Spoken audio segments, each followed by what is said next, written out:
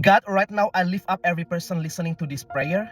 You see the confusion they are facing, the decision they are trying to make, and the thoughts that keep going back and forth in their minds. Some of them feel stuck, unsure of what step to take next, and tired of overthinking everything.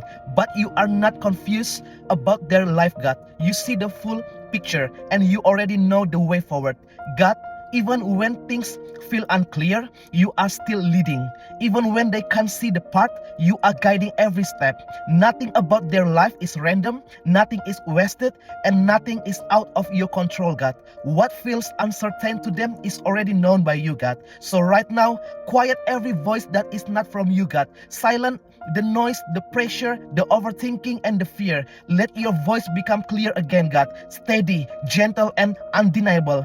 Speak direction into their hearts and give them clarity for what they need to do next, God. They don't need to have everything figured out today. They just need to trust you for the next step, God.